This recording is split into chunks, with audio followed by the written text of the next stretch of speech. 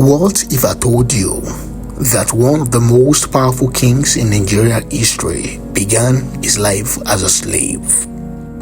What if I told you that this same man controlled international trade, negotiated with European merchants as an equal, and was later betrayed and exiled by the British Empire?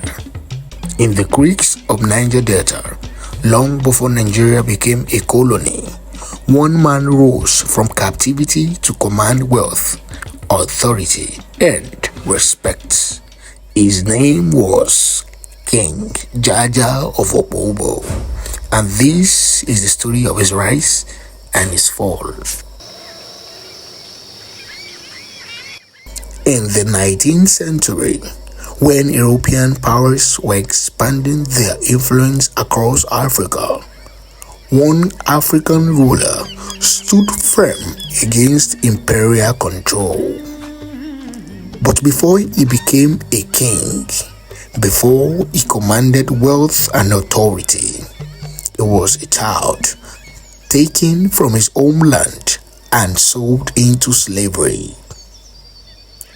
This is the remarkable journey of a man who rose from bondage to kingship, and whose fall signaled the tightening grip of colonial power in Nigeria. Around 1821, in the Igbo hinterland of southeastern Nigeria, a boy named Mbanaso Okwaraozurumba was born. His early years were soon shattered by conflicts and slave raiding, common realities in parts of West Africa at the time. Captured and sold, he was transported to Bonny in the Niger Delta, a major trading port deeply connected to Atlantic commerce. In Bonny, he entered the traditional house system, a political and economic structure that organized trade and leadership. Though enslaved, young Jaja displayed unusual intelligence, discipline, and leadership qualities. Over time, he gained trust within his trading house. He learned the language of commerce. He understood negotiation. He mastered the systems of power around him. Slowly, steadily, he rose. By the mid-1800s, global trade was changing. This transatlantic slave trade was declining, and palm oil had become the new economic driver of the Niger Delta. European industries needed palm oil for soap production, candle making, and lubricating machinery during the Industrial Revolution. Jaja adapted quickly. He built relationships with European traders while maintaining control over local supply networks. His business acumen brought him wealth and influence. Eventually, he became head of his trading house, a remarkable achievement for someone who had once been enslaved. But political tensions in Bonny were growing. Disputes over trade authority and leadership created divisions among powerful chiefs. In 1869, rather than submit to internal political pressure, Jaja made a bold decision. He left Bonny.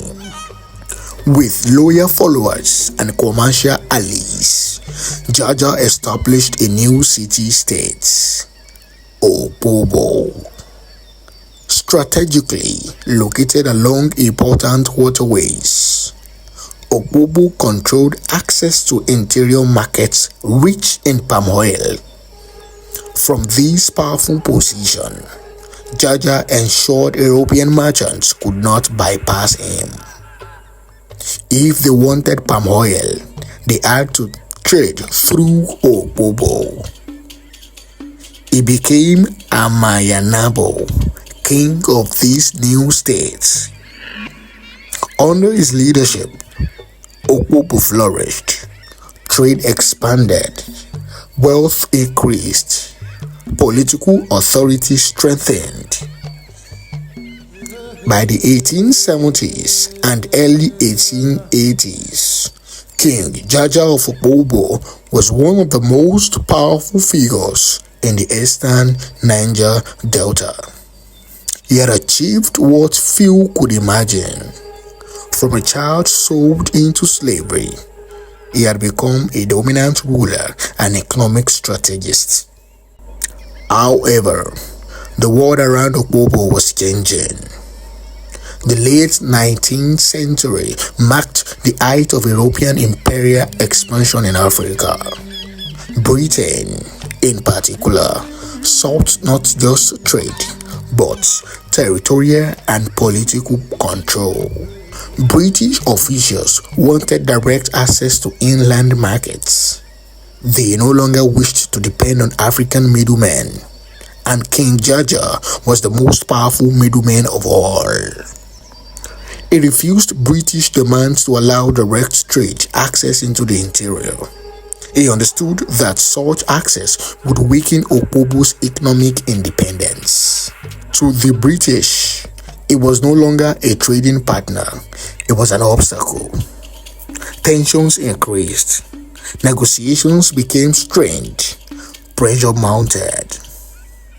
In 1887, British officials invited King Jaja to what was presented as a diplomatic meeting aboard a British warship. It was described as a peaceful discussion, trusting the process or perhaps calculating the risks. Jaja agreed to attend.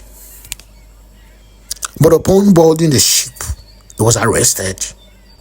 There was no fair trial, no lawful process. He was accused of obstructing trade and undermining British interests. Soon after, he was deported across the Atlantic Ocean to Saint Vincent in the West Indies. With his sudden removal, Opobo's leadership weakened. British authority expanded further into the Niger Delta. The arrest of King Jaja marked a turning point, not only for Opobo, but for the broader consolidation of colonial control in the region.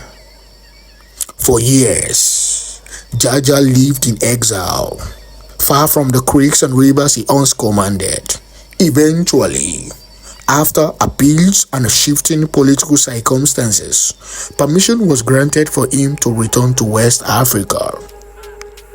But history had already shifted. In 1891, while making his journey home, King Jaja died before fully re-establishing his authority in Opobo. His life, filled with extraordinary ascent and dramatic downfall, came to an end. The rise of King Jaja was built on resilience, strategic intelligence, and economic mastery. His fall was driven by imperial ambition, economic rivalry, and colonial manipulation. Yet, his legacy endures. It remains a symbol of African entrepreneurship, political strength, and resistance to foreign domination. Long before formal colonization was complete, King Jaja demonstrated that African rulers were active participants in global trade, not passive figures in history. His story stands as a reminder: power can rise from the most unlikely beginnings, and even in defeat, dignity can shape history.